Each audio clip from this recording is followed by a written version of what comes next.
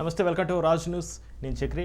మన దేశం నుంచి గల్ఫ్ దేశాలకు వలస వెళ్ళి సరైన గైడెన్స్ లేకుండా ఏజెంట్ల చేతిలో మోసపోయి అక్కడ ఉన్న చట్టాల మీద సరైన అవగాహన లేకుండా అక్కడ ఉండలేక తిరిగి ఇక్కడికి రాలేక అనేక కష్టాలను ఎదుర్కొంటున్న గల్ఫ్ బాధితుల గురించి తెలుసుకొని అదేవిధంగా కొత్తగా గల్ఫ్ దేశాలకు వెళ్ళాలనుకునే వాళ్ళకి ఎలాంటి సూచనలు సలహాలు తెలియజేసే ప్రయత్నం చేస్తుంది రాజ్ న్యూస్. అదేవిధంగా టీవీలో కనిపిస్తున్న నెంబర్కి కాల్ చేసి మీ సలహాలను, సూచనలు, అభిప్రాయాలను, మీ సమస్యలను కూడా తెలియజేయవచ్చు. ఇక ఈరోజు ప్రధాన అంశం కేరళ, తమిళనాడు, పుదుచ్చేరి, పశ్చిమ బెంగాల్, అస్సాం 5 రాష్ట్రాల అసెంబ్లీలకు త్వరలో జరగబోయే ఎన్నికలలో ఎన్ఆర్ఐలకు ఆన్లైన్లో ఎలక్ట్రానిక్ పోస్టల్ బ్యాలెట్ పద్ధతిలో విదేశాల నుంచి తమ ఓటు హక్కును వినియోగించుకునేందుకు అవకాశం ఇవ్వాలని కొందరు ఎన్ఆర్ఐ సంఘాల ప్రతినిధులు ఇటీవల కేంద్ర ముఖ్య ఎన్నికల కమిషనర్ను కలిశారు. అయితే ఇక మొదటి దశలో America, Canada, New Zealand, Japan, Australia, Germany, France, దక్షిణాఫ్రికా దేశాల్లో ఎలక్ట్రానిక్ పోస్టల్ బ్యాలెట్ వ్యవస్థను బ్యాలెట్ ప్రాతిపదికన ప్రయోగాత్మకంగా ఉపయోగించాలని ఎన్నికల కమిషన్ భావిస్తున్నట్లు ఒకవైపు తెలుస్తుంది. ఇక ఇదే అంశానికి సంబంధించి చర్చలో పాల్గొనడానికి మనతో ఉన్నారు నంగి దేవేందర్ రెడ్డి గారు, బీజేపీ నాయకులు మరియు Telangana Gulf workers association president. ఇక అమృతి గారు, ఎన్ఆర్ఐ విశ్లేషకులు. నమస్కారం అండి, welcome to Raj news. Devendra గారు, ఈరోజు ముఖ్యంగా మనం చర్చించే అంశం రాబోయే 5 రాష్ట్రాల అసెంబ్లీ ఎన్నికల్లో ముఖ్యంగా విదేశాల్లో ఉన్న ఎన్ఆర్ఐలను భాగస్వామ్యాలు చేయాలన్న ఉద్దేశంతో ఎలక్ట్రానిక్ పోస్టల్ బ్యాలెట్ ఆన్లైన్ ద్వారా ఓటు హక్కు వినియోగించుకునే విధంగా ఇటు ఎలక్షన్ కమిషన్, అటు కేంద్ర ప్రభుత్వం కూడా సన్నాహాలు చేస్తున్నట్టు, ప్రయత్నం చేస్తున్నట్టు వార్తలు వినిపిస్తున్నాయి. దీనిపై మీ కామెంట్ ఏంటి? Actually it is good sign అండి. బేసిక్గా సరే, ఈ విషయాన్ని మనం అంటే చాలా సందర్భాల్లో కూడా పలు దాంట్లో మనం చర్చించాము, చెప్పాము కూడా. ఏంటంటే ప్రవాసీడికి మనం చూసాం యాక్చువల్ నామ్స్ ప్రకారంగా మనకు 6 months ఒకవేళ ఒక వ్యక్తి స్వదేశం నుంచి విదేశంలో ఉంటే 6 నెలల తర్వాత ఆయన ఓటు హక్కును కూడా డిలీట్ చేస్తుంది ఎలక్షన్ కమిషన్. సో ఆ ప్రాసెస్ అది ఇప్పటికీ కంటిన్యూయేషన్లో ఉంది. అయితే దీన్ని అంటే ప్రవాసీడు ఓటు హక్కు కోల్పోవడమే కాకుండా చాలామంది గల్ఫ్లో పనిచేస్తున్నటువంటి మైగ్రెంట్స్ని అక్కడ వచ్చేటటువంటి వెల్ఫేర్ స్కీమ్స్ ఏదైతే ఇప్పుడు మనకు రేషన్ కార్డు ఉంటుంది, ఈవెన్ రేషన్ కార్డుతో డిలీట్ చేయడంతో పాటుగా వచ్చేటటువంటి బెనిఫిట్స్ అన్నీ కూడా ఆయనకి డిడక్ట్ చేస్తున్నారు. అంటే అతను ఇక్కడ నుంచి టోటల్గా డీయాక్టివేట్ అయిపోయిండు, ఈ ప్రాంతానికి, ఈ దేశానికి సంబంధమే లేదన్నట్టుగా మనకు గత ప్రభుత్వాల నుంచి ఇది వస్తూ ఉంది దీన్ని. సో దీన్ని కూడా మనం చాలా సందర్భాల్లో ప్రభుత్వాలకు గుర్తు చేసాం. ఏంటంటే ఒక వ్యక్తి తను టోటల్గా ఇక్కడ నుంచి డిటాచ్ అయ్యి ఒక దేశానికి వెళ్ళినప్పుడు మళ్ళీ తను పర్మనెంట్గా అయితే వెళ్ళడు, లేకపోతే అక్కడ పౌరుడు కాడు. అందరూ కాలేరు. ఇప్పుడు గల్ఫ్ దేశాలలో సిటిజన్షిప్ ఇవ్వరు. అట్లా అని చెప్పి అమెరికాలో ఉన్న వాళ్ళు కూడా అందరు అక్కడికే ఉండిపోరు. సో మళ్ళీ తిరిగి వచ్చే అవకాశం ఉంటుంది. సో కనుక గల్ఫ్లో ఉన్నటువంటి వాళ్ళకైనా ఇది ఎగ్జంప్షన్ ఇవ్వాలి తప్పకుండా. ఒకవేళ 7 years తర్వాత గ్రీన్ కార్డ్, ఇప్పుడు అమెరికా లాంటి దేశాలు కావచ్చు, బ్రిటన్ లాంటి దేశాలు కావచ్చు, యూరోప్ లాంటి కంట్రీస్కి ఒకవేళ వాళ్ళు అక్కడే ఉండి వాళ్ళకి H1B రావటమా, లేకపోతే గ్రీన్ కార్డ్ రావటమా, వాళ్ళకి అక్కడ సిటిజన్షిప్ రావటం ఇలాంటివి జరిగితే ఓకే, అప్పుడు వాళ్ళకి మీరు you can delete it, no problem. So అట్లాంటి విషయాల నుంచి ఈరోజు రేపు జరగబోయే మీరు చెప్పినట్టు అస్సాం కావచ్చు, కేరళ, పంజాబ్, మిగతా అన్ని రాష్ట్రాలు, ఒక 5 రాష్ట్రాల ఎలక్షన్స్ జరగబోతున్నటువంటి వీటిలో రీసెంట్గా కొంతమంది ఎన్ఆర్ఐ ప్రతినిధులు మన election chief officer Sunil Arora గారిని కలిసి వీళ్ళందరికీ కూడా ట్రాన్స్మిట్ ఎలక్ట్రానిక్ సిస్టమ్ ఓటింగ్ని ఇమ్మీడియట్గా ఇవ్వాలి. వాళ్ళు కూడా ఓట్ రైట్లో పాల్గొంటారు, ఎలక్షన్ దాంట్లో కూడా అక్కడ నుంచి వాళ్ళు ఓటు హక్కు వినియోగించుకుంటారు అని చెప్పి చెప్పడం జరిగింది. దాంతోపాటుగా yes, it is really goods and good thought కూడా. అంటే ఎక్కడో చోట ప్రారంభం అవ్వాలి. కనుక దీన్ని మనం ఏమంటున్నామంటే ఓకే, అక్కడ నువ్వు బ్రిటన్, జపాన్, లేకపోతే న్యూజిలాండ్, ఆస్ట్రేలియా, అమెరికానే కాకుండా మీరు గల్ఫ్ లాంటి దేశం, స్పెషల్గా యూఏఈ లాంటి దేశం నుంచి, గల్ఫ్లో అన్ని దేశాలు కాకపోయినా జీసీసీలో అట్లీస్ట్ యూఏఈనైనా కూడా మనం ప్రాతిపదికగా తీసుకోవాలి అని చెప్పి మనం కూడా ఒక రిప్రజెంటేషన్ ఇవ్వాలి అని చెప్పి కొంతమంది మా అనుబంధ సంఘాలు ఏవైతే ఉన్నాయో వీటి అందరి నుంచి కూడా ఒక election chief officer Sunil Arora గారిని కలిసి మనం ఇవ్వాలనుకుంటున్నాం. అదే కాదు, మెజారిటీ ఆఫ్ ఎన్ఆర్ఐస్ ఈరోజు రాజకీయాల వైపు చూస్తూ ఉన్నారు. రాజకీయాలంటే చాలా ఆసక్తిగా, అంటే నా దేశం, నా రాష్ట్రం ఏ రకంగా అభివృద్ధి చెందుతుంది, లేకపోతే ఆ స్కీమ్స్ ప్రాపర్గా వెళ్తున్నాయా లేదా, నిజంగా ఆ స్కీమ్ యూస్ఫుల్లా కాదా అనేటటువంటిది ఈరోజు ప్రతి ఎన్ఆర్ఐ కూడా ఈరోజు ఆలోచించే పరిస్థితిలో ఉన్నారు, ఆలోచిస్తున్నారు కూడా. అంటే వాళ్ళకి ఒక మంచి సఫిషియెంట్ టైం దొరుకుతుంది యాక్చువల్గా after their job part. So బిజినెస్లో ఉన్నా కూడా, ఎక్కడున్నా కూడా ఈరోజు ఉన్నటువంటి సోషల్ మీడియా, ఈ మాధ్యమం ద్వారా ఈజీగా మినిట్ టు మినిట్ మనకి ఈరోజు ప్రపంచ దేశాలన్నీ కూడా ఏం జరుగుతున్నాయని తెలుసుకునేది ఇక్కడ కావచ్చు, అక్కడ కావచ్చు, వార్త ఈజీగా చేరుతుంది. కనుక ఈ సందర్భంలో అక్కడ ఉన్నటువంటి ప్రవాసీలు కూడా భాగస్వాములు అవ్వాలి, మా దేశం పురోగతి సాధించాలి, మా ప్రాంతం, మా జిల్లా లేదా మా గ్రామం, మా నియోజకవర్గం కూడా మంచి అభివృద్ధి చెందాలి అనేటటువంటి ఒక ఆశ, అభిలాష వాళ్ళకు కూడా ఉంటుంది. సో దాంతోపాటుగానే ప్రతి ఒక్కరికి కూడా ఈ ఓట్ రైట్ కల్పించాలి అని చెప్పి మనం కూడా కోరుతా ఉన్నాం. అది అంతకుముందు కూడా మనకు చూసాం, ఒక బిల్ కూడా పాస్ చేసిండ్రు. సో దాన్ని ఎలా ఇవ్వాలి అనేది అప్పుడు మనం ఆ మధ్య పార్లమెంట్లో చర్చ కూడా జరిగింది. ఒకవేళ ఇస్తే ప్రాక్సీ ఇవ్వాలా, ప్రాక్సీ ఇస్తే నిజంగా ఇది యూస్ఫుల్ అవుతుందా, లేకపోతే దాని వల్ల మిస్యూజ్ చేస్తారా, లేకపోతే ఆన్లైన్ ఓటింగ్ రైట్ ఇవ్వాలా, ఆన్లైన్ ఓటింగ్ రైట్ ఇస్తే నిజంగా అన్ని దేశాలకి ఇది యూస్ఫుల్లా, లేకపోతే గల్ఫ్లో ఉన్నటువంటి మైగ్రెంట్స్ దాన్ని ప్రాపర్గా యూజ్ చేయగలుగుతారా. ఆన్లైన్ సిస్టమ్ అంటే మనకు తెలుసు, సిస్టంలోకి లాగిన్ అయ్యి సేమ్ లైక్ ఇన్ ఆపరేటింగ్ మోడ్లోకి వెళ్ళిపోద్ది. మళ్ళీ అక్కడ ఏమైనా మ్యానిపులేట్ అవుతుందా అనే చర్చ కూడా మనం చూసాం. లేదా బ్యాలెట్ పేపర్ పెట్టాలా, ఎస్ దాని మీద, లేదంటే పోస్టల్ బ్యాలెట్స్ ఇవ్వాలా, సేమ్ లైక్ ఆర్మీ ఇప్పుడు ఇక్కడ టీచర్స్ ఎట్లయితే డ్యూటీలో ఉండి వాళ్ళకి పోస్టల్ బ్యాలెట్స్ ఇస్తామో ఆ టైప్లో పోస్టల్ బ్యాలెట్ ఏమైనా ఇవ్వాలా. సో పోస్టల్ బ్యాలెట్స్ ఇస్తే దాన్ని ఎట్లా క్యారీ చేయాలి, చేస్తే ఎంబసీలోనా కాన్సులేట్స్లోనా ఎక్కడ ఎలక్షన్ కండక్ట్ చేయాలి. ఇప్పుడు రాజరిక పరిపాలన ఉన్నటువంటి గల్ఫ్ దేశాలలో, ఇస్లామిక్ కంట్రీస్లో నిజంగా ఈ వ్యవస్థ వర్కౌట్ అవుతుందా, దీని మీద కూడా పెద్ద చర్చ జరిగింది. అంటే ఇప్పుడు ఇస్లామిక్ దేశాల్లో మనకు తెలుసు అక్కడ ఓటు అనేది కూడా చాలా మంది తెలియదు. ఒకవేళ ఓటు వేస్తే ఈ ఫారిన్ కంట్రీస్ వాళ్ళకే, ఇది ఈ ఇండియా లాంటి దేశం ఈడ వచ్చి ఓటు వేస్తున్నప్పుడు ఇక్కడున్న పౌరుడు ఓటు ఎందుకు వేయకూడదు అనేటటువంటి ఆ రెవల్యూషన్ కూడా స్టార్ట్ అయిన ఆశ్చర్యం లేదన్నట్టుగా చాలా మంది ఆ విషయంలో కూడా ఆలోచించారు. ఒకవేళ ఇట్లా అంటే కొన్ని రకాల ఆలోచనలు, చర్చలు, వాదోపవాదాలు ఇవన్నీ జరిగినాయి. ఏది జరిగినా ఏది ఏమైనా కూడా అంటే ప్రాక్సీ ఇవ్వటం అనేది ఒక అంశము. కానీ ప్రాక్సీ కూడా ఇక్కడ ఎంతమంది మ్యానిపులేట్ చేస్తారంటేటువంటిది కూడా ఉంది. అంటే మనకు తెలుసు, ఇప్పుడు నేను ఫారిన్లో ఉంటే నా ఓటు ఇక్కడ మా భార్యకో లేకపోతే మా తల్లికో మా తండ్రికో నేను ఇచ్చిన అనుకోండి ఆ రైట్స్, మా వాళ్ళు అది ప్రాపర్గా వాళ్ళని యూజ్ చేయనిస్తారా, లోకల్ లీడర్స్ ఇన్ఫ్లుయెన్స్ చేయగలుగుతారా, వాళ్ళు ఏమైనా చేస్తారా అంటేటువంటి ఇది కూడా ఒకటి ఉంది. లేకపోతే నేనే స్వేచ్ఛగా అక్కడ ఉండి ఏ దేశంలో ఉన్నా నేనే ఓటు వేయగలిగినాను అనుకోండి, అది బెటర్గా. నేను ఎవరికి ఓటు వేయాలనో వాళ్ళకి నేను ఓటు వేసుకోగలుగుతా. అదొకటే కాదు, అంటే ప్రవాసీలో ఉన్న ఇంకా గొప్పతనం ఏంటంటే వాళ్ళు అక్కడ ఉండి కూడా they can influence the voters and their family members. ఇప్పుడు మా కుటుంబ సభ్యులు నా మీద ఆధారపడి ఉన్నప్పుడు డెఫినెట్గా నేను చెప్పిందే నా కుటుంబ సభ్యులు వింటారు. వాళ్ళే కాదు, నా పరిసర కుటుంబ సభ్యులు కావచ్చు, నా గ్రామంలో ఉన్న వాళ్ళు కావచ్చు, లేకపోతే నేను చదువుకున్న ప్రాంతం కావచ్చు, మా జిల్లా కావచ్చు, లేదా కామన్ ఫ్రెండ్స్ ఎక్కడున్నా కూడా ఫలానా వ్యక్తికి మీరు ఓటు వేయండి లేదా ఫలానా పార్టీకి ఓటు వేయండి అన్నప్పుడు డెఫినెట్గా నా మాటని కొద్దిగా ప్రయారిటీ బేసిస్లో తీసుకుంటారు. ఎందుకు తీసుకుంటారంటే నేను బీయింగ్ ఎన్ఆర్ఐ కావచ్చు, లేకపోతే నేను వాళ్ళకు ఒక సోర్స్ కావచ్చు, వాళ్ళకి ఏదైనా ఉంటే మంచికి చెడుకు నేను ఉంటానన్న ఒక భరోసా కావచ్చు, ఏ రకమైనటువంటి ఒక దీంట్లోనైనా నేను ఇన్ఫ్లుయెన్స్ చేయగలుగుతా. అట్లా majority Gulf NRIs, other countries NRIs కూడా అందరూ ఇన్ఫ్లుయెన్స్ చేయగలుగుతారు. ఎక్కువ గల్ఫ్ ప్రాంతంలో ఉన్నటువంటి ఎన్ఆర్ఐస్ ఎందుకు ఇన్ఫ్లుయెన్స్ చేయగలుగుతారంటే వాళ్ళు టోటల్గా ఆ కుటుంబంలో ఒకే ఎన్ఆర్ఐ ఉంటాడు, మ్యాక్సిమం ఇద్దరు ఉంటారు కావచ్చు, ఆ టోటల్ ఫ్యామిలీ అంతా ఈ గల్ఫ్ ఎన్ఆర్ఐ మీద డిపెండ్ అయి ఉంటుంది. సో తనకి ఆ ఫ్యామిలీ మెంబర్లో తనే సుప్రీం అయి ఉంటాడు. అదే ఒక ఎన్ఆర్ఐ అమెరికాలో ఉన్నారో అయితే కొద్దిగా వాళ్ళ అడ్వాన్స్డ్ ఎంటైర్ ఫ్యామిలీ, మంచి ఎడ్యుకేటెడ్ ఫ్యామిలీ ఉంటుంది, లేకపోతే తను బాగా అడ్వాన్స్డ్ ఎడ్యుకేటెడ్ అయి ఉంటాడు. సో తను అక్కడ నుంచి చెప్పినా కూడా ఇక్కడ తల్లిదండ్రులు వినకపోవచ్చు, లేకపోతే భార్య వినకపోవచ్చు, లేకపోతే వాళ్ళ తమ్ముళ్ళు వినకపోవచ్చు. అన్న నీకు తెలియదు ఇక్కడ రాజకీయం వేరుంది, సో మీకు అక్కడ తెలియదు, మీకు ఏం తెలుసు అక్కడ ఉంటారు, ఇక్కడ సిచ్యువేషన్ వేరు అని చెప్తారు. కానీ అదే గల్ఫ్లో ఉన్న ఎన్ఆర్ఐ చెప్తే డెఫినెట్గా ఫ్యామిలీ ఎవరికి ఓటేయమంటే వాళ్ళకే వేస్తారు. మనం ఈ మధ్య కాలంలో చూసాం, మొన్న ఎంపీ ఎలక్షన్స్ జరిగినప్పుడు అరవింద్ గారు గెలిచిన తీరు కావచ్చు, బండి సంజయ్ గారు గెలిచిన తీరు కావచ్చు, స్వయం బాబురావు గారు గెలిచిన తీరు కావచ్చు. ఎందుకు అంత మెజారిటీ రాగలిగిందంటే మెజారిటీ గల్ఫ్ ఎన్ఆర్ఐస్ అక్కడి నుంచి ఇళ్ళకి ఫోన్లు చేసి, అవ్వ నువ్వు ఇగో కమలం కోటేయాలి, ఇక వాళ్ళ అమ్మకి చెప్పి అమ్మ ఇగో కమలం కోటేయాలి, భార్యకి చెప్పి ఇగో కమలం కోటేయాలి అంటే పర్టికులర్ వ్యక్తి పేరు చెప్పి సింబల్ చెప్పి అట్లా. ఈసారి ఎందుకు అట్లా జరిగిందంటే గడిచినటువంటి ఎంపీ ఎలక్షన్లకు, మొన్న జరిగిన ఎంపీ ఎలక్షన్లకు చాలా వ్యత్యాసం. అంటే సోషల్ మాధ్యమం బాగా పెరిగిపోయింది, సోషల్ మీడియా వాడడం కావచ్చు, వాట్సాప్ ఈజీ కమ్యూనికేషన్ మోడ్ కావచ్చు. సో అట్లా వాళ్ళకి మాట్లాడుకోవడము, చెప్పడము ఇవన్నీ కూడా ఈజీగా అయిపోయింది. ఆ కుటుంబ సభ్యులకే కాదు, ఆ గల్ఫ్లో ఉన్నటువంటి ఎన్ఆర్ఐ ప్రతి ఒక్కరు కూడా వాళ్ళ సంబంధిత గ్రామ సభ్యులకు కావచ్చు, లేకపోతే కొంత కుల సంఘాలకు కావచ్చు, ఇట్లా అందరిలో కూడా ఈసారి మనం ఇగో అన్నకే ఓటేయాలి, ఇగో ఈ పార్టీకే కమలం గుర్తుకే ఓటేయాలి, ఇట్లా వాళ్ళు చెప్పుకునే విధానంలో అలా చెప్పడం కూడా గల్ఫ్ ఎన్ఆర్ఐస్ పాత్ర అమోఘంగా ఉందని చెప్పడంలో నేను చాలా గర్వపడుతున్నా.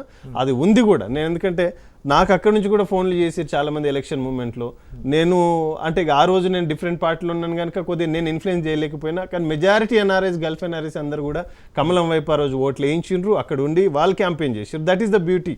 సో కనుక ఈరోజు వాళ్ళకే నిజంగా ఆడ కూర్చున్న వాళ్ళకే ఓటేసే హక్కు వస్తే ఇంకా అంతకంటే భాగ్యం ఉంటుంది. అంటే వాళ్ళు కూడా they can influence, they can elect a proper leader. So మా ఏరియాకి ఫలానా లీడర్ కావాలి, ఈ లీడర్ అయితే మా ఏరియా బాగుపడుతుంది సో అని అనుకుని కలగనటువంటి ఆ ప్రవాసీలకి డెఫినెట్గా they have the choice to elect that leader పర్టికులర్గా. కనుక ఈరోజు ఆ ఓటింగ్ రైట్స్ అనేది డెఫినెట్గా రావాలి. అది ఓన్లీ అమెరికా, న్యూజిలాండ్, జపాన్ ఇప్పుడు పెట్టారు ఒక 5 దేశాల నుంచి, దాన్ని కెనడా నుంచి స్టార్ట్ చేస్తున్నారు. న్యూజిలాండ్, జపాన్, ఆస్ట్రేలియా, దాన్ని మనం ఏమంటామంటే ఈవెన్ యూఏఈని కూడా కన్సిడర్ చేసి వాళ్ళకి కూడా అక్కడ ఒక ఫేజ్ ఆఫ్ ది ఏరియాని, ఒక గల్ఫ్లో ఒక కంట్రీని సెలెక్ట్ చేసి అక్కడి నుంచి కూడా చేయాలి. అది కూడా కాకుండా రెండో అంశం ఏంటంటే ఇప్పుడు మనం చూస్తున్నాం, ఇప్పుడు ఎమ్మెల్సీలు ఉన్నాయి, లోకల్ బాడీ ఎలక్షన్ ఉంటుంది, ఎంపీటీసీలు, జెడ్పీటీసీలు ఎలక్షన్లు జరుగుతాయి. ఆ ఎంపీటీసీలు, జెడ్పీటీసీ గెలిచిన తర్వాత మళ్ళీ వాళ్ళకి ఎమ్మెల్సీ ఎలక్ట్ చేసుకోవడానికి అవకాశం ఉంది. టీచర్స్ నుంచి ఒక ఎమ్మెల్సీని ఎలక్ట్ చేసుకుంటారు, గ్రాడ్యుయేట్స్ నుంచి ఒక ఎమ్మెల్సీని ఎలక్ట్ చేసుకుంటారు, గవర్నర్ కోటాలో ఒక ఎమ్మెల్సీని ఎలక్ట్ చేసుకుంటారు. తర్వాత ఇవాళ మనకు ఒక మంత్రిత్వ శాఖలు, ఎమ్మెల్యేలు, ఎంపీలు, ఇంత వ్యవస్థ ఉంది కదా. దీంతో పాటుగా ప్రవాసీలకు కూడా పర్టికులర్గా ఒక డెఫినెట్గా రిజర్వ్డ్ సిస్టంలో ఒక ఎంపీ, ఒక ఎమ్మెల్యే, ఒక ఎమ్మెల్సీ స్థానాలని కూడా ఈరోజు ప్రభుత్వం ప్రతి జిల్లాకి, అంటే దేశంలో ఉన్నటువంటి అన్ని జిల్లాలకు కూడా ఈ సిస్టమ్ని ఇన్బిల్డ్ చేయాల్సినటువంటి అవసరం ఉంది. సాధ్యమవుతుందంట, డెఫినెట్గా సాధ్యమవుతుంది. ఎందుకంటే ఈవేళ మనకు ఒక గల్ఫ్లోనే తీసుకుంటే దాదాపు 8 మిలియన్ పాపులేషన్, అంటే దాదాపు 80 లక్షల నుంచి 1 కోటి పాపులేషన్, పార్షల్ స్టాటిస్టిక్స్లో 1 కోటి జనాభా ఉన్నారనేది మన గవర్నమెంట్ ఆఫ్ ఇండియానే చెప్తుంది. సో అట్లాంటి ఒక ఓన్లీ పర్టికులర్ గల్ఫ్ అంటే 1/3 మెజారిటీ మొత్తం ఈరోజు గల్ఫ్లో ఉంది. అంటే మనకు డయాస్పోరా, ఫారిన్ డయాస్పోరాలో 2.8 crores మనకు టోటల్ జనాభా, అంటే 3 కోట్ల మంది ప్రవాసీలు ఉన్నారనేది మనకు పార్షల్ స్టాటిస్టిక్స్. ఈ 3 కోట్ల మంది కూడా ఈరోజు దేశ ఆర్థిక వ్యవస్థకి ఎంతో వాళ్ళు సపోర్ట్ చేస్తూ ఉన్నారు. అంటే మనం చూసాం, అంటే 2018 మనకు ఆర్బీఐ అప్లోడ్ చేసిన వరకు up to $80 billion remittances every year వస్తుందని వాళ్ళు డిక్లేర్ చేసింది. అంటే ఇది నా మాటగా కాదు, ఈవెన్ ఆర్బీఐ డిక్లేర్ చేసింది. అంటే ప్రవాసీల రెమిటెన్స్ ఈరోజు 80 బిలియన్ అంటే ఇట్స్ నాట్ స్మాల్ అమౌంట్. 5 నుంచి 6 లక్షల కోట్ల, ఒకవేళ డాలర్ ఫ్లక్చువేట్ అయినా కూడా మీకు 5 నుంచి 6 లక్షల కోట్ల రూపాయలు ఈరోజు నికర రెమిటెన్స్ మన ఇవాళ దేశానికి వస్తుంది. అంటే మీరు చూడండి, ఈశాన్య రాష్ట్రాల బడ్జెట్ ఎంత ఉంటుందో ఈరోజు మన ప్రవాసీలు పంపించేటటువంటి బడ్జెట్ అంత బడ్జెట్. సో కనుక మరి ఇంత బడ్జెట్ వస్తున్నప్పుడు దేశానికి, రాష్ట్రానికి ఇవాళ షేరింగ్ పర్సెంటేజ్ వాళ్ళు ట్యాక్స్ రూపాయన తీసుకుంటే 9% జిఎస్టీ, సిజిఎస్టీలో తీసుకుంటే 1,20,000 కోట్ల రూపాయలు ఈరోజు ఆదాయం ఎన్ఆర్ఐలు కట్టేటటువంటి పన్ను నుంచి వస్తుంది. కనుక ఇంత పెద్ద మొత్తంలో మరి ఈరోజు కంట్రిబ్యూషన్ జరుగుతున్నటువంటి ప్రవాసీల ఈ రెమిటెన్స్ ద్వారా మరి ప్రవాసీలకు మనం కూడా చట్టసభల్లో కావచ్చు, లేకపోతే వాళ్ళ గలాన్ని వినిపించేదానికి కూడా మనం ఈరోజు ఒక అవకాశం ఇవ్వాలి. ఎంతసేపు ఉన్నా మనం ఒక ప్రవాసీని పిలిచి మీకు సింగిల్ విండో సిస్టమ్ ద్వారా మేము వ్యాపారం చేయడానికి మేము అవకాశం ఇస్తున్నాం, మీరు అప్రోచ్ అవ్వండి మా ఇండస్ట్రీస్ మినిస్టర్ని, మీకు సింగిల్ విండో సిస్టంలో వీక్ డేస్లో మీకు అన్ని పర్మిషన్స్ ఇచ్చి వ్యాపారాలు పెట్టించవచ్చు అని చెప్పి చెప్తా ఉన్నారు. సో ఒక వ్యాపారానికి ఒక ఇన్వెస్టర్గానే చూడకుండా ఈరోజు తనకు కూడా నేను ఈ రకంగా అనుకున్నాను, నాకు ఈ అవకాశం వస్తే ఇంకా అద్భుతంగా దీన్ని నేను ఇంకా ఎక్కువ ఫండ్స్ తీసుకొచ్చి డెవలప్ చేసే అవకాశం నాకు ఉంటుంది అని అనిపిస్తే అప్పుడు డెఫినెట్గా మన ప్రజాప్రతినిధి ఈ can influence in there particular destination country. ఆయన ఎక్కడి నుంచి అయితే ప్రాతినిధ్యం వహిస్తాడో, అంటే ఏ దేశంలో అయితే ఉంటాడో ఆ దేశం నుంచి ఇంకా ఎక్కువ కంపెనీస్ తెచ్చే అవకాశం ఉంటుంది. సో ఎందుకు ఉంటుందంటే ఆయనకి ఈజీ యాక్సెస్ ఉంటుంది. అక్కడ పోయి చెప్పడానికి నేను కూడా గవర్నమెంట్లో ఒక భాగస్వామిని, నేను కూడా ఒక ప్రజాప్రతినిధిని, మీరు రండి మనం అందరం కలిసి ఒక ఇండస్ట్రీ స్టార్ట్ చేద్దాం, అక్కడ పర్టికులర్ ఏరియాలో మనకి ఎంప్లాయ్మెంట్ దొరుకుతుంది అని చెప్పేసి అలా చేయడానికి కూడా అవకాశం ఉంటుంది. కనుక ఇది కూడా ఎలక్షన్ కమిషన్, తర్వాత భారత గవర్నమెంట్ ఆఫ్ ఇండియా వీళ్ళందరూ కూడా ఒకసారి ఆలోచించాలి. దీని మీద మేము కూడా గవర్నమెంట్ ఆఫ్ ఇండియాని కలుస్తాము, ఎక్స్టర్నల్ అఫైర్స్ని కలుస్తాము, ఎలక్షన్ చీఫ్ ఆఫీసర్ని కలుస్తాము. సో వచ్చే ఈ వారం 10 రోజుల్లో even we're planning to visit Delhi.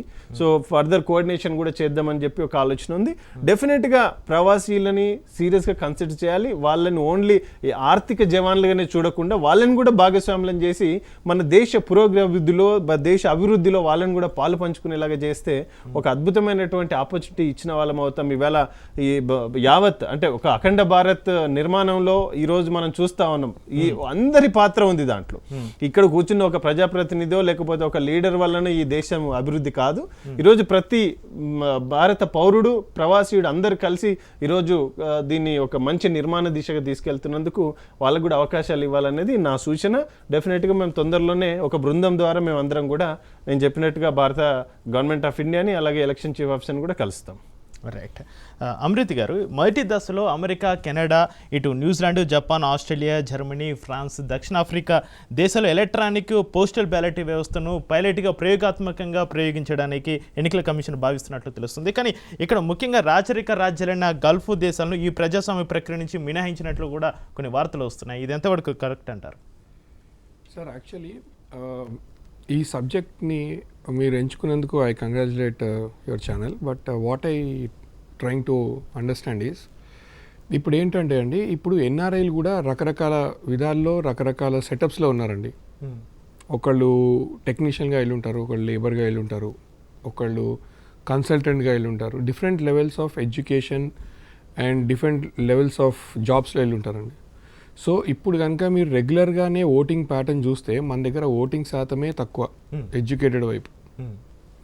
So అసలు నిజంగా ఎన్ఆర్ఐలు ఐ థింక్ పర్సంటేజ్ 50% 50% ఉండకపోవచ్చు, 40-30% వరకు maybe people will look in to Indian politics. But ఈ కంట్రీస్లో స్పెసిఫిక్గా డెవలప్డ్ నేషన్స్లో మీరు ఓటింగ్ ప్యాటర్న్ కనుక చూసుకుంటే ఫ్రాన్స్లో కానీ ఎక్కడ పోయినా కూడా అక్కడ కూడా ఓటింగ్ శాతం 100% ఉండదు.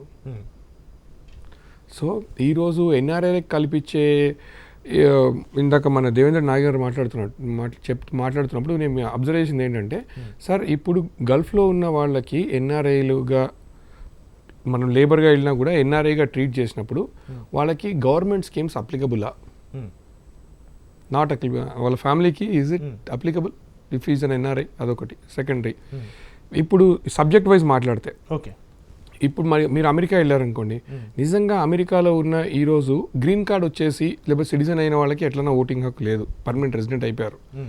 రెసిడెంట్ కాని వాళ్ళు ఎవరండి? స్టూడెంట్స్, H1 మీద ఉన్న వాళ్ళే, లేకపోతే డిపెండెంట్స్. వీళ్ళ పర్సంటేజ్ ఎంత? నిజంగా వీళ్ళల్లో లోకల్గా ఇండియాలో వాళ్ళ ఊర్లలో, it's not only Telangana, not only Andhra Pradesh, not only one state కదా sir, it is total all India level. So how much people will get involved, how many number of people will get involved అనేది it's a question mark.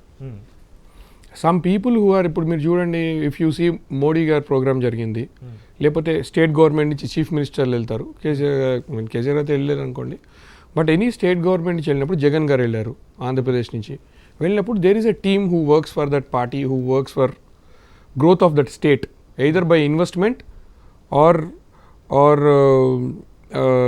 sending or giving jobs, business pattern కానీ లేకపోతే employee pattern కానీ ఇవి జరుగుతాయి. కాబట్టి state governments కానీ central government కానీ వాళ్ళ వైపున సుముఖత చూపిస్తుంది. సో ఇప్పుడు కనుక మీరు సెంట్రల్ గవర్నమెంట్ ఈ స్కీమ్ ఇంప్లిమెంట్ చేయడం అనేది గుడ్ అండి. We're trying to be European countries or we're trying to be US. అన్నిట్లో వీఆర్ లిబరలైజింగ్. ఇంతకుముందు స్టఫ్గా ఉండేది, ఇప్పుడు నవ్ వీఆర్ సేయింగ్ ఎవరైతే ఉన్నారో వాళ్ళకి ఓటింగ్ రైట్స్ ఇవ్వడం, వాళ్ళ పేరు తీయకపోవడం, లేకపోతే వాళ్ళకి ఓటేసే ఛాన్స్ ఇవ్వడం జరుగుతుంది. కానీ పర్సెంటేజ్ మళ్ళీ ఎక్కడికి వచ్చి అవుతాం అనేది అది it should be worked out, తెలియాల్సింది. ఇట్ ఈస్ నాట్ ఈజీ మనం అనుకున్నంత లిబరలైజ్ చేసేయచ్చు, బట్ ఎంతమంది ఓటింగ్ ప్యాటర్న్లో వస్తారనేది మోస్ట్ ఇంపార్టెంట్ థింగ్. అంటే దేవేంద్ర గారు చెప్పినట్టు దాదాపు 88 లక్షల మంది ప్రవాస భారతీయులు నివసించే గల్ఫ్ దేశాలను ఎందుకు మినహాయిస్తున్నట్లు వార్తలు వస్తున్నాయి అంటారు? సార్ మీరు ఒకటి అర్థం చేసుకోవాలండి, గల్ఫ్ కంట్రీ వాళ్ళ legal system is totally different అండి. వాళ్ళ లీగల్ సిస్టమ్ వేరు. వాళ్ళ దగ్గర residential, I don't know whether they have residential permits. వెళ్ళినా కూడా వాళ్ళకి 2 years 3 years 5 years contract basis renewal every 2 years or every 1 year. ఈ రెన్యువల్లోనే అయిపోతుంది టైం అంతా. వాళ్ళ సిస్టమ్ వాళ్ళకి ఏంటి, ఎవరన్నా రావాలి, వాళ్ళ దేశం వాళ్ళ ఎబిలిటీస్ పెంచుకోవడానికే ట్రై చేస్తుంది గల్ఫ్ అంతా. ఇది వేరే కంట్రీస్లా కాదు. వేరే కంట్రీస్ ఏంటి, వచ్చాడు అంటే they will take him, he's an intellectual, they will absorb him. ఈ 1 yearలోనే సిటిజన్షిప్ ఇచ్చేస్తారు. 6 monthsలోనే అతను, if they think tomorrow they is necessity of Devendra Nayak గారు in France, they will give him citizenship immediately. వాళ్ళ ఇంటెలిజెన్స్కి ఇంటెలెక్ట్కి they will give them the best possible, they will use their intellect ఆ కంట్రీ వాళ్ళు. కానీ మన దగ్గర చూస్తే అట్లా లేదు కదా, మనంతా బ్రెయిన్ డ్రైన్. ఇక్కడ చదువుకోవాలి, బయటికి వెళ్ళిపోవాలి, సిటిజన్ అయిపోవాలి, డబ్బులు సంపాదించాలి, ఫ్యామిలీని తీసుకెళ్ళిపోవాలి, అంతా ఇదే ఉంటుంది. మన కాన్సెప్ట్ వేరు, వాళ్ళ కాన్సెప్ట్ వేరు కదా.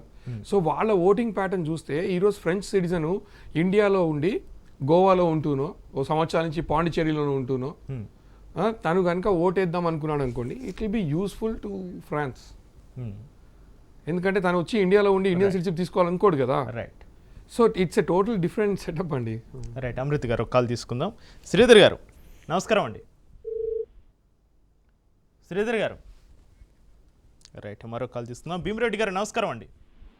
నమస్తే అండి. నమస్తే అండి సార్, చెప్పండి.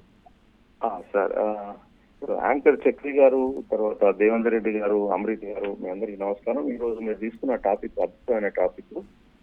ఎన్ఆర్ఎస్ ఓటు హక్కు అనే చర్చ చేపట్టారు. అయితే ఇందులో నా చిన్న అభిప్రాయం చెప్పాలనుకుంటున్నాను.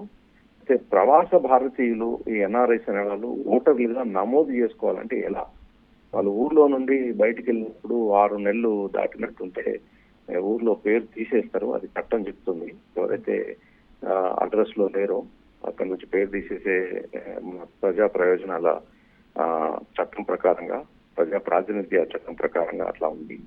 అయితే ఆ మధ్యన జరిగిన చట్ట సవరణ ప్రకారంగా ప్రవాస భారతీయులు ఓటర్ గా నమోదు చేసుకోవాలనుకుంటే పాస్పోర్ట్ లో చివరి పేజీలో ఉన్న వాళ్ళ అడ్రస్ ఏదైతే ఏ అసెంబ్లీ సెగ్మెంట్ లో వస్తుందో అందులో ఆన్లైన్ లో నమోదు చేసుకోవచ్చు. దానికి ఫామ్ 6A అని ఉంటుంది, 6A అనేది ఉంటుంది. అందులో వాళ్ళ యొక్క వివరాలన్నీ నింపినట్టుంటే వాళ్ళు ఓవర్సీస్ ఎలక్టర్స్ అంటే ప్రవాసీ ఓటర్లు, వాళ్ళని ఎన్ఆర్ఐ ఓటర్స్ అంటారు. వాళ్ళకు స్పెషల్ గా మన ఓటర్ లిస్ట్ లో మన ఆ గ్రామము లేదా ఆ వార్డు యొక్క ఓటర్ లిస్ట్ లో చివరి పేజీలో వీళ్ళ పేర్లు ఉంటాయి. అదే ఇది అప్లై చేసి ఎలా అంటే ఆన్లైన్ లో అప్లై చేసినప్పుడు ఆ వెబ్సైట్ భారత ఎన్నికల సంఘం వెబ్సైట్ లో వాళ్ళు లాగిన్ అయిపోయి చేయాలి. ముఖ్యంగా గల్ఫ్ దేశాల్లో ఉన్న వాళ్ళకు విద్య అంత పెద్దగా ఉండదు, వాళ్ళ చేతిలో కంప్యూటర్స్ ఉండదు. కాబట్టి ఆయా గ్రామాల్లో ఉన్న వాళ్ళు ఆ మీ సేవ కేంద్రాల ద్వారా ఇక్కడ నుంచి హెల్ప్ చేయాల్సిన అవసరం ఉంది. ఇది ఒక పెద్ద ఉద్యమంగా కూడా తీసుకోవాలి. ఓటు హక్కు అనేది మన భారతదేశంలో అదొక ప్రాథమిక హక్కు. ఓటరుగా వాళ్ళు ఊర్లో తొలగించడం వల్ల ఇందాక దేవేంద్ర గారు చెప్పినట్టుగా రేషన్ కార్డు నుంచి పోవడం, అసలు డిస్కనెక్ట్ అయిపోతున్నారు. మాతృదేశానికి వాళ్ళు ఓటర్ లిస్ట్ లో నుంచి పేరు పోయేసరికి వాళ్ళు కూడా కొంచెము ఈ ఎందుకులే మా పేరే లేదు కదా అనుకుంటున్నారు. అలా కాకుండా వాళ్ళను మన ఊరితో కట్టిపడేయడానికి కోసం ఓటర్ గా నమోదు చేయాల్సిన అవసరం ఉంది. అయితే దానికి ఒక చిన్న విషయం ఏంటంటే ఓటర్ గా నమోదు చేసేటప్పుడు పాస్పోర్ట్ లో ఉన్న ప్రకారంగా ఇంటి పేరు, పుట్టిన తేదీ అవన్నీ కూడా చేయాలి. తర్వాత ఒక రెఫరెన్స్ అంటే ఆ ఊర్లో ఉన్న ఒక బంధువు పేరో లేదా బంధుత్వమో అది నమోదు చేయాలి. స్త్రీ పురుషులు ఏంటి అని చేయాలి. Email ID, India mobile number అవన్నీ కూడా, పిన్ కోడ్ అవన్నీ కూడా రాయాల్సి ఉంటుంది. రాసి చేసిన తర్వాత ఒక 1 వీక్ లోగా మనకు ఓటు హక్కు వచ్చేస్తుంది. ఇంకా 1 వీక్ లోగా వాళ్ళు ఆ డిక్లరేషన్ చెక్ చేసి సంబంధిత బిఎల్ఓస్ అంటారు, బూత్ లెవెల్ ఆఫీసర్, అక్కడ అంగన్వాడీ కార్యకర్తలు, గ్రామ కార్యదర్శులు చెక్ చేసి ఇతను ఈ ఊరతనే, ఇతను భారత పౌరుడే చెప్పిన తర్వాత వాళ్ళకి అది వస్తుంది. అయితే ఇందులో మనం అందరూ గుర్తుంచుకోవాల్సింది ఏంటంటే ప్రజా ప్రాతినిధ్య చట్టము 1950 ఈ సెక్షన్ 31 ప్రకారంగా నేను ఇవన్నీ కూడా కరెక్ట్ గానే నేను ఇచ్చే ఇన్ఫర్మేషన్ అంతా కూడా కరెక్ట్ గా ఉందని వాళ్ళు ఒక వాంగ్మూలం ఇవ్వాల్సి ఉంటుంది. తర్వాత వాళ్ళది ఒక 3.5 x 3.5 size passport size photo కూడా, ఒక కలర్ ఫోటో మంచిది అటాచ్ చేయాల్సినది ఉంటుంది. అయితే నేను ఇంకొక అభిప్రాయం కూడా చెప్పాలనుకుంటున్నాను. చక్రి గారు వింటున్నారా? చెప్పండి భీమరెడ్డి గారు. అయితే ఉదాహరణకు మన భారతదేశానికి సంబంధించిన 90 లక్షల మంది భారతీయులు ఈ రోజు గల్ఫ్ దేశాల్లో నివసిస్తున్నారు. ప్రపంచ వ్యాప్తంగా అయితే 1,50,00,000 మంది ప్రవాస భారతీయులు ఉన్నారు. మరొక 1,50,00,000 మంది ప్రవాస భారతీయ సంతతికి సంబంధించిన వాళ్ళు అంటే ఇండియన్ డయాస్పోరా వాళ్ళు ఉన్నారు. మనకు ఈ ప్రవాస భారతీయులు ఎన్ఆర్ఐస్ మాత్రం అందరూ కూడా ఓటర్ నమోదు చేసుకోవచ్చు. 90 లక్షల మంది కూడా 90 లక్షల మంది ఆన్లైన్ లో పోస్టల్ బ్యాలెట్ ద్వారాను వాళ్ళ ఓటు హక్కు వినియోగించుకున్నట్టుంటే మన ప్రజాస్వామ్యం మరింత బలపడుతుంది. వాళ్ళు కూడా ఇక్కడ అభివృద్ధిలో భాగస్వాములు అవుతారు. మాతృదేశం మీద ప్రేమ కూడా పెరుగుతుంది.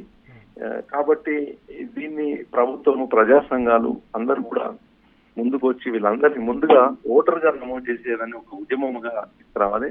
దీనికి రాజ్నేస్ వారు ఒక కార్యక్రమాన్ని చేపట్టాలి. మన రాజ్నేస్ ద్వారా మొత్తం ఎన్ఆర్ఐస్ అందరికి కూడా అవగాహన తీసుకొచ్చి ఇది ప్రతి గ్రామంలో కూడా ఉన్న మీ సేవ కేంద్రాల ద్వారా ఈ ప్రచారం నిర్వహించి, ఇప్పుడు వాళ్ళు పంపలేని పరిస్థితుల్లో వాళ్ళు వాట్సాప్ ద్వారా వాళ్ళ ఊరు మీ సేవకు వాళ్ళు ఇన్ఫర్మేషన్ పంపిస్తే ఈ మీ సేవ కేంద్ర నిర్వాహకులు వాళ్ళని ఓటర్ గా నమోదు చేయాల్సిన అవసరం ఉంది. ఇది తర్వాత ఇంకో విషయం ఏంటంటే ఈ ఉత్తర తెలంగాణ జిల్లాల్లో ఇటీవల మేము చేసిన సర్వే ప్రకారంగా 25 అసెంబ్లీ సెగ్మెంట్స్, 4 పార్లమెంట్ల స్థానాల్లో ఈ గల్ఫ్ ఎన్ఆర్ఐస్ వాళ్ళ కుటుంబ సభ్యులు ప్రభావము గట్టిగా చూపగలిగిన కెపాసిటీలో ఉన్నారు. ఎంత ప్రభావం ఉంది అంటే అసలు వీళ్ళందరూ కూడా కలిసి ఒక రాజకీయ పార్టీని పెట్టుకోగలిగితే, ఒక నాయకత్వాన్ని వీళ్ళు నిర్మించుకోగలిగితే అసలు 119 అసెంబ్లీ సీట్లున్న తెలంగాణ అసెంబ్లీలో ఒక 25 మంది గల్ఫ్ రిలేటెడ్ ఎమ్మెల్యేస్ గెలిచే అవకాశం కూడా ఉంది. వాళ్ళు ప్రభుత్వంలో భాగస్వామ్య అవకాశం ఉంది. అది జరగచ్చు, జరగకపోవచ్చు, కానీ గెలిచే వాళ్ళని ఓడియగలుగుతారు, ఓడియే వాళ్ళని గెలిపించగలుగుతారు. వాళ్ళకు ప్రభావవంతమైన పరిస్థితిలో మొత్తం గల్ఫ్ కార్మికులు ఉన్నారు. వాళ్ళ హక్కుల కోసం పోరాటంలో దీన్ని ఎన్నికలను ఎత్తుగడ కింద కూడా తీసుకునే అవకాశం ఉంది. రాబోయే కాలంలో ఇది ఒక పెద్ద విప్లవానికి నాది జరుగుతుందని చెప్పి నేను చెప్పదలుచుకున్నానండి. Thank you. భీమిరెడ్డి గారు. సార్ సార్ నాకు ఒకటి చెప్పండి, ఇప్పుడు మన దగ్గర డ్యూయల్ సిటిజన్షిప్ లేదు. సో ఎన్ఆర్ఐకి ఒక్కసారి గ్రీన్ కార్డ్ వచ్చిన తర్వాత, రెసిడెన్సీ వచ్చిన తర్వాత వేరే కంట్రీస్లో యూరోప్ కానీ, యూఎస్ కానీ, కెనడా కానీ ఒక్కసారి పిఆర్ వచ్చిన తర్వాత లేదా సిటిజన్షిప్ వచ్చిన తర్వాత వాళ్ళకి డ్యూయల్ సిటిజన్షిప్ లేదు కాబట్టి ఓటింగ్ హక్కు లేదు. అవును, నిజంగా ఎంత ఇంట్రెస్ట్. ఇప్పుడు గల్ఫ్ అంటే సెటప్ వేరు అనుకోండి, కానీ ఇప్పుడు ఇచ్చిన యూరోపియన్ కంట్రీస్ కానీ, యూఎస్ కానీ, కెనడా కానీ, న్యూజిలాండ్ కానీ, దీస్ కంట్రీస్ నివసిస్తున్న వాళ్ళు ఎంత మటుకు దీనిలో మీ ఉద్దేశం ప్రకారం వాళ్ళు they will be positive in voting for the government of India or involving in to state governments? మీరు మంచి ప్రశ్న అడిగిండ్రు. అయితే ప్రభుత్వం యొక్క స్టాటిస్టిక్స్ ప్రకారంగా 1,50,00,000 మంది ప్రపంచవ్యాప్తంగా ఎన్ఆర్ఐస్ ఉన్నారు. వాళ్ళు 1,50,00,000 మంది ఇండియన్ డయాస్పోరా ఉన్నారు, అంటే ఇండియన్ ఆరిజిన్ నుండి అదర్ కంట్రీ సిటిజన్షిప్ ఉన్నారు. అయితే ఇప్పుడు మనం మాట్లాడేది ఏంటంటే ఈ 1,50,00,000 మంది గురించి మనం మాట్లాడుతున్నాం. ఈ 1,50,00,000 మందిలో 90 లక్షల మంది గల్ఫ్ లో ఉన్నారు. అయితే మిగతా వాళ్ళు యూరోప్ లో ఉంటారు. చెప్పండి. మిగతా అంటే ఒక 60 లక్షలు యూరోప్ లో ఉంటారు, అమెరికా అనుకోండి, ఇంకెక్కడైనా అనుకోండి. ఈ 90 లక్షలు, ఈ 60 లక్షలు, 1,50,00,000 మంది ఓటు హక్కు వినియోగించుకోవాలి. ఓటు హక్కు వినియోగించుకోవాలంటే ఓటు హక్కు ఉంటే పోటీ చేసే హక్కు కూడా ఉంటుంది. ఓటు హక్కు ఉన్నప్పుడు వాళ్ళు ఎన్నికల్లో పోటీ చేయవచ్చు, చట్టసభలకు ఎమ్మెల్యేగా కానీ, ఎంపీగా కానీ. వాళ్ళకి ఆసక్తి ఉంటుంది. భారత రాజకీయాలలో ఆసక్తి ఉండి ఆ గ్రామాభివృద్ధిలో, రాష్ట్రాభివృద్ధిలో, లేకపోతే ఆ జిల్లా అభివృద్ధిలో కూడా వాళ్ళకి కొంత కన్సర్న్ ఉంటుంది. ఎందుకంటే ఆయన ఇండియన్ సిటిజన్, నాకు ఓటింగ్ రైట్ ఉంది. ఇంతకుముందు ప్రాబ్లం ఏముండే అంటే ఓటు హక్కు ఉన్నప్పటికీ కూడా ఇప్పుడున్న చట్టాల ప్రకారం ఐజాన్ టుడే ఏముంది అంటే వీళ్ళు ఆ ఎన్ఆర్ఐ ఓటర్స్ ఎవరైతే ఉన్నారో ఆ పర్టికులర్ పోలింగ్ బూత్ కు వచ్చి స్వయంగా నిల్చోండి, లైన్ లో నిల్చొని ఓటేయాలి. అది చాలా శ్రమతో కూడుకున్న పని. విదేశాల నుంచి ఫ్లైట్ వేసుకొని ఓటు కోసం చెప్పడం అనేది చాలా కష్టం. ఒకవేళ elections, Indian elections, general elections జరిగిన టైంలో ఈ 1,50,00,000 మందిని తరలించాలంటే అసలు ఫ్లైట్స్ సరిపోవండి, వచ్చి పోదామన్నా కానీ అది ఇంపాసిబుల్ కూడా. అయితే గతంలో ఇప్పుడు మిగతా దేశాల్లో యూరోప్ లో ఉన్న చాలా దేశాల్లో ఎలక్ట్రానిక్ ఓటింగ్ సిస్టమ్ వాళ్ళు యూజ్ చేసుకుంటున్నారు. కొందరేమో ఇండియన్ ఎంబసీస్ లో కన్సర్న్ ఇండియన్ ఎంబసీస్కి వెళ్ళి ఆ కన్సర్న్ ఎంబసీస్కి వెళ్ళి ఓటేస్తున్నారు. కాబట్టి ఏదో ఒక రకంగా ప్రాక్సీ ఓట్ కావచ్చు. ప్రాక్సీ ఓట్ అంటే వాళ్ళకు బదులు ఇంకొక ఓటు వేయడం.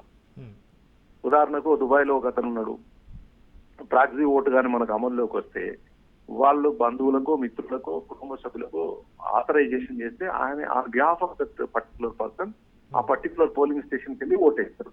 అయితే ఇక్కడ ఇంకొక సమస్య కూడా ఏముందంటే ఆయన చెప్పిన వ్యక్తి ఓటేస్తాడా, ఆయన ఆకాంక్షల మేరకు, ఆయన అభిష్టం మేరకు, ఆయన అభిప్రాయం మేరకు ఓటేస్తారా అనేది కూడా ఒక డౌట్ ఉంది.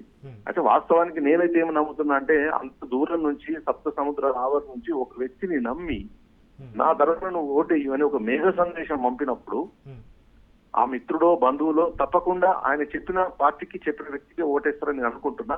ఒకవేళ అలా కాకుండా స్థానికంగా ఉన్న పరిస్థితుల వల్ల ఎవరన్నా కొంచెం మ్యానిపులేట్ చేసి వేరే రకంగా కూడా చేసే అవకాశాలు కూడా ఉంటాయని ఇందాక మిత్రుడు దేవేందర్ రెడ్డి గారు కూడా కొంత అభిప్రాయం వ్యక్తం చేసిండ్రు. అవి కూడా మనం పరిగణలోకి తీసుకోవాలి. అయితే ఇప్పటికీ గవర్నమెంట్ ఆఫ్ ఇండియా కానీ, ఎలక్షన్ కమిషన్ కానీ ఇంకా ఇదమిద్దరిని ఏం నిర్ణయం తీసుకోలేదు. ప్రాక్సీ ఓటింగ్ ఫైనల్ చేద్దామా, లేదనుకుంటే ఈ ఎలక్ట్రానిక్ ఓటింగ్, ఆన్లైన్ ఓటింగ్ చేద్దాం. ఆన్లైన్ లో కూడా చాలా స్కామ్స్ జరుగుతున్నాయి కాబట్టి భయపడుతున్నారు. మన వాళ్ళకు మొబైల్ వాడడమే చేత కాదు. అట్లాంటి పరిస్థితుల్లో ఈ ఓటీపీలు ఇవ్వడము, లేకపోతే ఐడెంటిఫికేషన్ ఎలా చేయాలి, ఏంటి అని ఒక పెద్ద సమస్య.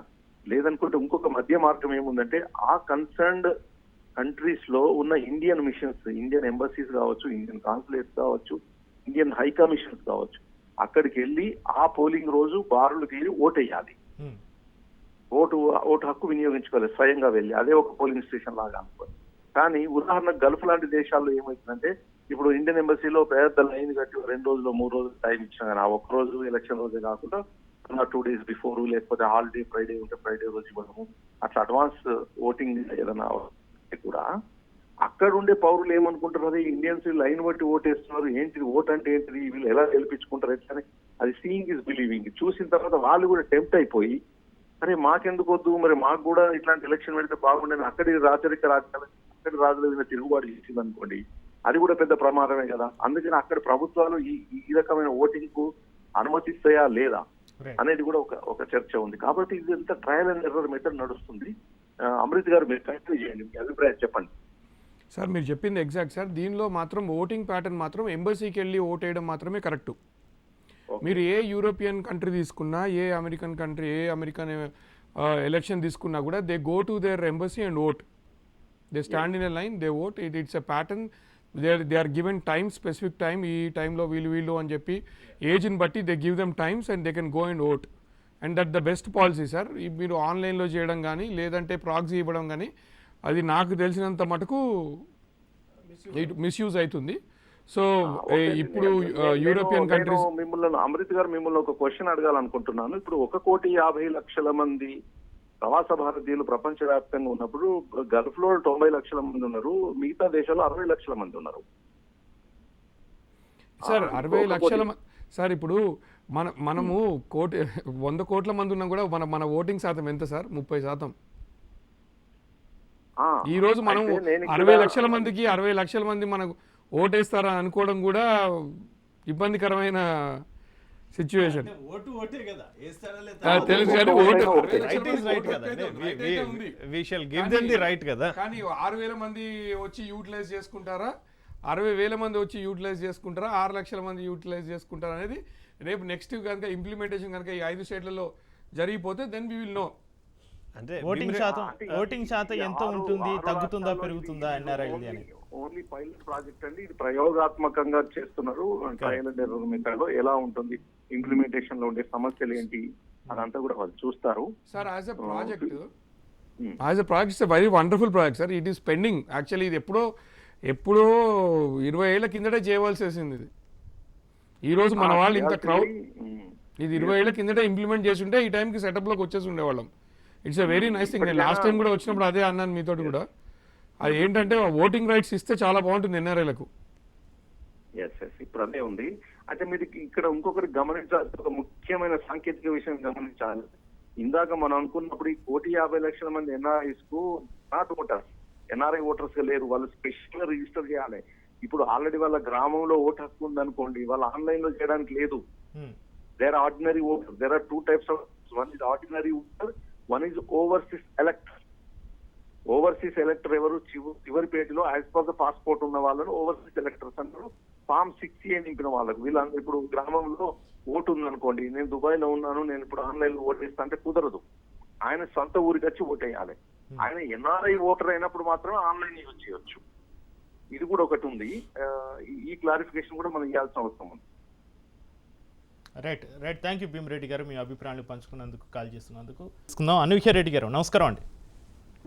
హలో, అందరికీ శుభ సాయంత్రం అండి. అనూహ్య చెప్పండి. నమస్కారం. దేవ్ గారికి, అమృత్ గారికి, దెన్ వచ్చేసి భీమరెడ్డి సార్ గారికి చాలా గుడ్ ఇన్ఫర్మేషన్ సార్. ఏంటంటే ఫస్ట్ ఆఫ్ ఆల్ చాలా అప్రిషియేట్ చేయాలండి దెన్ రాజ్ న్యూస్ కి. బికాస్ ఆఫ్ ఎందుకంటే ఇలాంటి అంటే ప్రవాస భారతీయులకు కూడా వాళ్ళ ఓటు హక్కుని సద్వినియోగం చేసుకునే అవకాశం కల్పించినందుకు, దెన్ అలాంటి అవేర్నెస్ కూడా వచ్చేసి రాజ్ న్యూస్ ద్వారా ప్రతి ఒక్కరికి అందుబాటులో వచ్చేటట్టు దెన్ వచ్చేసి ఒక అవేర్నెస్ ప్రోగ్రామ్ కూడా చేయాలి అని చెప్పేసి ఇప్పుడు నేను చూస్తున్నాను. మీరు చెప్పడం జరిగింది, భీమరెడ్డి సార్ అంటే కాల్లో వచ్చి చెప్పి మాట్లాడుతున్నారు. Really thanks sir. ఇలాంటివి లైక్ సంథింగ్ డిఫరెంట్ కాన్సెప్ట్ తో వెళ్తున్నారు రాజ్ న్యూస్. దెన్ వచ్చేసి ఇంకొకటి మళ్ళా గల్ఫ్ గోసా అనే కాన్సెప్ట్ తో తీసుకెళ్తున్న ఈ 11 to 12 PM లో వచ్చేసి ఉన్నటువంటి ఈ స్లాట్ అనేది ఏది ఉందో చాలా యూస్ఫుల్ గా యూజ్ అవుతుంది అని అనుకుంటున్నాను ప్రతి ఒక్కరికి నేను. ఇంకొకటి మన అమృత్ సార్ గారు చెప్పారు, అంటే అక్కడ ఉండే సిటిజన్షిప్స్ కి సార్ మీరు రైట్ పాయింట్ రేస్ చేశారు సార్. ఎందుకంటే నాకు కూడా ఆ డౌట్ ఉంది. నేను కూడా ఒక రెసిడెంట్ గా తీసుకొని ఉన్నాను. నాకు కూడా అంటే మేము ఇక్కడి నుంచి వెళ్ళిపోతే తర్వాత ఓటు హక్కుని మేము వినియోగించుకోలేమా అనే క్వశ్చన్ మార్క్ అనేది ఉండిందనమాట. కొంతమంది ఇప్పటి వరకు కూడా ఎక్కడైనా సరే జీడీ అంటే యుఎస్ లో అబ్రాడ్స్ లో గ్రీన్ కార్డ్స్ తీసుకున్నా కూడా ఇక్కడ వచ్చేసి ఎలక్ట్ చేయాలంటే కూడా ప్రాబ్లం వచ్చేది. సో ప్రతి ఒక్కరికి ఇలాంటి ప్రాబ్లం ఉన్నప్పుడు ఇలాంటి అవేర్నెస్ అనేది ఒక కాన్సెప్ట్ అవేర్నెస్ ప్రోగ్రామ్స్ అనేది న్యూస్ ఛానల్ అంటే ఎస్పెషల్లీ న్యూస్ అనేది కావట్లేదు, ఇది ప్రోగ్రామ్ అని చెప్పుకోవడానికి లేదండి. నిజంగా చెప్పాలి అంటే ఒక ఇన్ఫర్మేటివ్ గా వచ్చేసి రాజ్ న్యూస్ ఏది తలపెడుతున్నారో 11 to 12 అనే ప్రోగ్రామ్ ని ప్రతి ఒక్కరు చూసి స్పందించి, ఇంకొకటి ఇప్పుడు ఎలాంటి ప్రవాస భారతీయుల ఓటర్స్ గురించి మాట్లాడుతున్నారో ప్రతి ఒక్కరు దానికి ఓట్ బ్యాంకింగ్ కి సపోర్ట్ చేయాలని కూడా నేను వ్యూవర్స్ అందరినీ కోరుకుంటున్నానండి. చాలా థ్యాంక్స్ అండి. థ్యాంక్స్ అలా. రైట్, థ్యాంక్ యూ అనూహ్య గారు కాల్ చేసినందుకు. దేవేందర్ గారు. Thank you madam for calling us, joining us and to share your thoughts. ఎందుకంటే ఇది ఒక నిజంగా మంచి కాన్సెప్ట్. మేడం చెప్పినట్టు మీరు తీసుకున్న topic 11 to 12 many Gulf NRIs కావచ్చు, ఎన్ఆర్ఐస్కి అందరు కూడా ఒక మంచి ఇది. తర్వాత ఈ ఎన్ఆర్ఐ ఓట్ రైట్స్ అనేది కూడా ఇది ఒక మంచి ఇది. సో దీంట్లో ప్రతి ఒక్కరికి కూడా ఇప్పుడు ఎందుకంటే సరే నేను ఇక్కడ ఒక దేశం నుంచి లేకపోతే నా ప్రాంతం నుంచి నేను డిటాచ్ అయ్యి ఇంకో దేశంలో పనిచేస్తున్నప్పుడు న్యాచురల్గానే నేను నా కుటుంబం ఒకటి ఇంతకుముందు ఒక 20 ఏళ్ల క్రితం మామూలుగా గల్ఫ్ ప్రవాసీల్లో ఆ అవగాహన అట్లాంటి ఆలోచన ఉండేది జనరల్గా. ఈవెన్ 10 ఏళ్ల క్రితం కూడా. అంటే ఎప్పుడైతే రాజకీయ అవగాహన మైగ్రెంట్స్లో పెరిగిందో వాళ్ళు కూడా మా దేశ అభివృద్ధిలో పాలు పంచుకోవాలని చెప్పి అనుకుంటున్నారో, ఎప్పుడైతే ఇన్వెస్ట్మెంట్స్ కూడా ఎక్కువ వస్తున్నాయో, ఇంతకుముందు 10 ఏళ్ల క్రితం కంటే ఇప్పుడు మీకు ఎక్కువ ఇన్వెస్ట్మెంట్స్ వస్తున్నాయి మనకు. తర్వాత రెమిటెన్సెస్ కూడా పెరిగాయి. ఇప్పుడు ఒకప్పుడు నేను ఉంటే ఓన్లీ నా కుటుంబం వరకు ఏదో నేను ఊరైతే నా ఊర్లో చిన్న ఇల్లు కట్టుకొని లేకపోతే నా కుటుంబంలో ఉన్నటువంటి ఆ బాధలు లేకపోతే ఎకనామిక్ స్టాండర్డ్స్ని కొద్దిగా గ్రో చేసుకునేవాళ్ళు. ఇప్పుడు ఎకనామిక్ స్టాండర్డ్స్ మంచి పొజిషన్కు రావటమే కాకుండా I'm constructing a villa or nice flat అట్లా చేస్తూనే మళ్ళీ కూడా ఇన్వెస్ట్మెంట్ పరంగా కూడా ఏదో ఒక చిన్న కంపెనీ స్టార్ట్ చేయడమో లేకపోతే నలుగురికి ఉపాధి కల్పించడమో ఈ స్థాయికి కూడా ఇవాళ ప్రవాసీలు ఎదగడం నిజంగా ఒక మంచి ఇది. దేవేంద్ర గారు, నాగార్జున సాగర్లో ఉప ఎన్నికలకు సంబంధించి ఎన్ఆర్ఐలను కూడా భాగస్వామ్యం చేస్తే ఎలా ఉంటుందంటారు? వారి ప్రభావం ఎలా ఉంటుందంటారు? డెఫినెట్గా ఇట్స్ గుడ్ సైన్. అదేమైనా జరిగితే అద్భుతమే, డౌట్ లేదు. అంటే ఒక పిడికెడు ఎన్ఆర్ఐ మంది ఉన్నా కూడా అంటే మనం తెలుసు ప్రజాస్వామ్య దేశంలో ఒక్క ఓటుతో కూడా గెలుస్తారు, ఒక ఓటుతో ఓడిపోతారు. అంటే అయ్యో ఒక్క ఓటు పడింటే నేను గెలిచేవాడిని కదా అని ఓడిపోయిన వాళ్ళు అనుకుంటారు. అయ్యో ఇంకా అసలు నాకు ఒక్క ఓటు ఎందుకు రాలేదని చెప్పి ఓడిపోయిన వాళ్ళు బాధపడుతుంటారు. సో అట్లా ఒక ఓటు కూడా చాలా ఇంపాక్ట్ చేయగలుగుతుంది డెఫినెట్గా. ప్రజాస్వామ్య దేశంలో ఈ డెమోక్రటిక్ కంట్రీలో ఉన్న బ్యూటీ అది.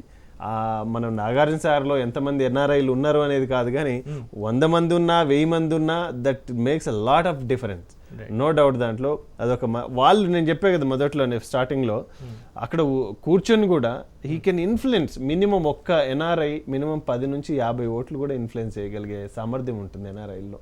ఎందుకంటే వాళ్ళు చెప్తే ఒక మాటగా వింటారు, గౌరవిస్తారు దాన్ని. సో ఆ రకంగా మనకు లోకల్ బాడీ ఎలక్షన్స్లో చూస్తాం. ఆ ఊర్లో ఒక మంచి ఉన్నత స్థాయి ఒక ఎన్ఆర్ఐ ఏదో యూకేనో లేకపోతే అమెరికాలోనో లేకపోతే ఎక్కడో మంచి దుబాయ్లో పొజిషన్లో ఉంటే ఆయన వచ్చిందంటే ఆ ఊరు మొత్తం ప్రభావితం అవుతుంటుంది.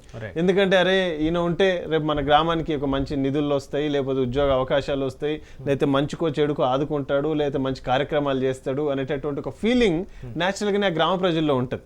అట్లా ఆ వ్యక్తి ఈ కెన్ రియల్లీ ఇన్ఫ్లుయెన్స్ అలాట్. ఒక ఎన్ఆర్ఐ అంత అద్భుతంగా ఉంటుంది కనుక మ్యాక్సిమం ఇప్పుడు ఆ నిజంగా నారాయణ సాగర్ బై ఎలక్షన్లో అది వస్తే ఎన్ఆర్ఐస్కి కనుక ఓటర్ రేట్ వస్తే డెఫినెట్గా ఉంటుంది. ఆ విషయంలో కూడా మేము తొందరలోనే ఎలక్షన్ చీఫ్ ఆఫీసర్ని కలుస్తాం, ఆ రిప్రజెంటేషన్ కూడా ఇద్దాం. తప్పకుండా ఇది అందరినీ భాగస్వామ్యం చేసేలాగా ఏ రకంగా సరే ఇప్పుడు పైలట్ ప్రాజెక్ట్ కింద అయినప్పటికీ కూడా రేపు వచ్చి ఒకవేళ జమిలీ ఎలక్షన్స్ వస్తే ఆ రోజుకు అందరూ కూడా భాగస్వాములు అవుతే ఇంకా చాలా అభివృద్ధి చెందుతుందని చెప్పి మా ఆలోచన. రైట్, మరో కాల్ తీసుకుందాం. నారాజ్ గారు నమస్కారం అండి.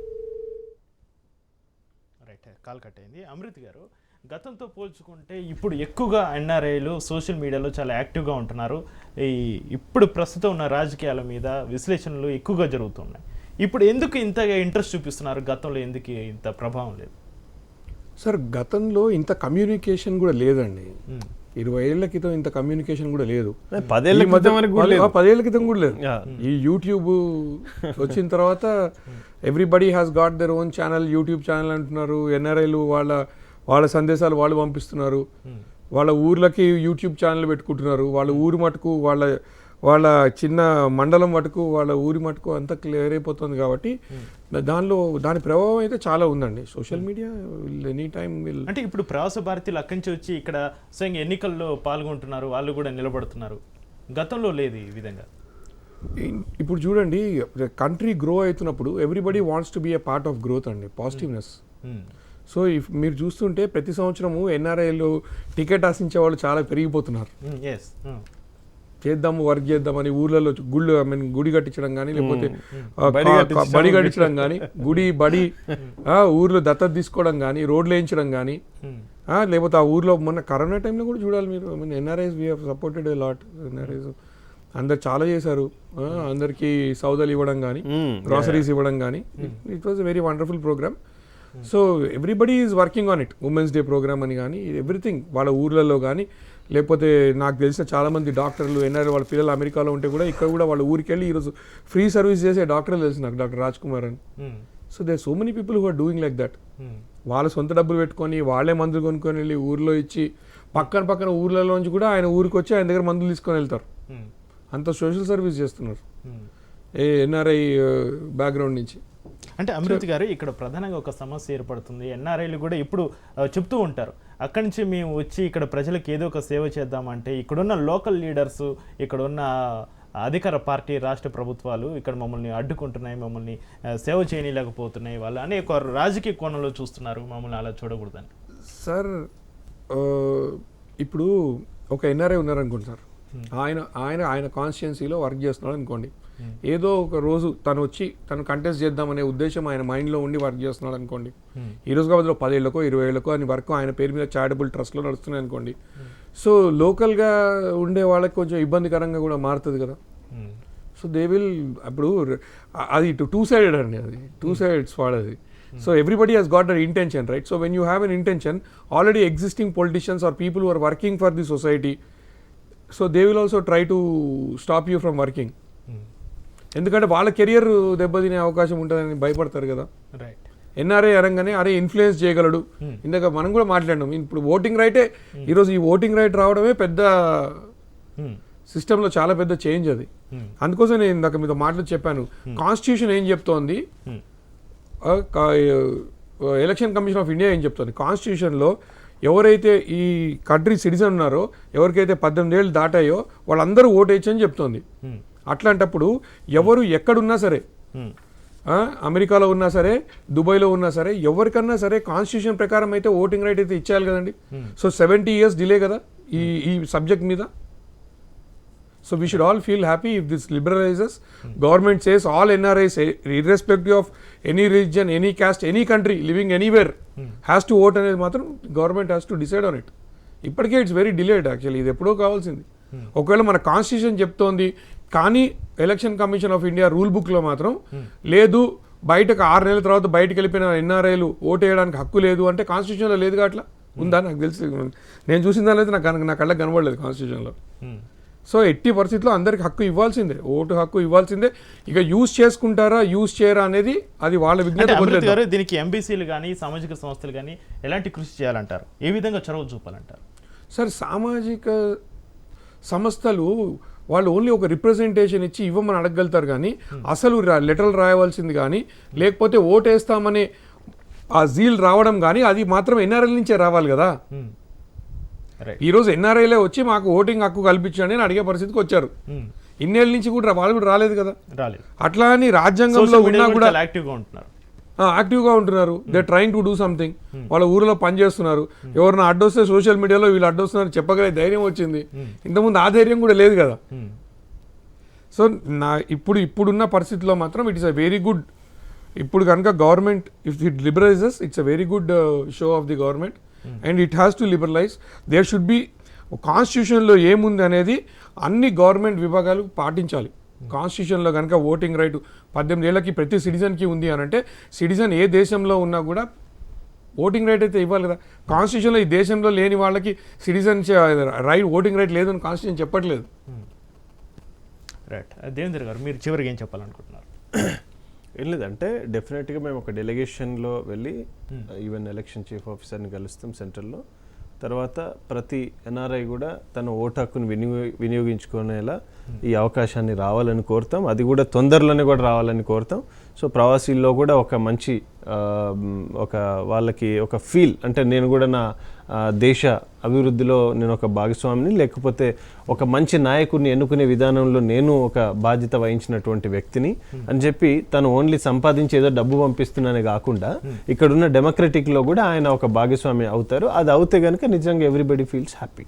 సో అది జరగాలని నేను కూడా ఒక ప్రవాసీయుడిగా తప్పకుండా అందరికీ ఆ కళ సాకారం అవ్వాలని నా వంతుగా తప్పకుండా వచ్చే ఈ నెక్స్ట్ జమిల్ ఎలక్షన్ వరకు ప్రతి ప్రవాసీయుడు కూడా తన ఓటు హక్కును వినియోగించుకునే ఆ కార్యక్రమంలో వినియోగించుకునేలా ప్రభుత్వం చర్య తీసుకునేలా ఆ భాగస్వామ్యానికి నేను కూడా ఒక వ్యక్తిగా పనిచేస్తాను తప్ప. రైట్. అంటే దేవేందర్, చివరిగా ఉపాధి నిమిత్తం గల్ఫ్తో పాటు వివిధ దేశాలకు వెళ్ళిన వారి పేర్లు కూడా జాబితా నుంచి తొలగించబడుతున్నాయి. అంటే వీరు సంబంధిత రెవెన్యూ అధికారులు వారి పేర్లని తీసేస్తున్నారు, రేషన్ కార్డు నుంచి తీసేస్తున్నారు, ఓటర్ లిస్ట్ నుంచి తీసేస్తున్నారు. వారు తీరా ఇక్కడికి వచ్చి చూసుకుంటే వారి పరిస్థితి ఏంటంటే లేదు, దాన్ని అమెండ్ చేయించాలి. యాక్చువల్గా ఇందాక భీమ్రెడ్డి సార్ చెప్పినట్టు ఆ సిస్టమ్ అది ఇప్పటి వరకు ఉంది, కానీ దాన్ని డెఫినెట్గా ఉంచేలాగా కంటిన్యూయేషన్ చేసేలాగా కూడా మనం ఒక ప్రతిపాదన, దానికి ఒక ప్రపోజల్, లేకపోతే అవసరమైతే ఒక యాక్ట్ మళ్ళీ ఒక రియాక్ట్ చేసి దాన్ని తప్పకుండా నేమ్స్ అలా ఉండేలాగా ప్లాన్ చేయాలి. ఎందుకంటే ఎవరు నేమ్స్ తీయాల్సిన అవసరం లేదు, తెలియదు కదా ఆయన ఎన్ని సంవత్సరాలు ఉంటాడో. పోయినాక 1 yearకి తిరిగి రావచ్చు, లేకపోతే 2 yearsలోనే రావచ్చు.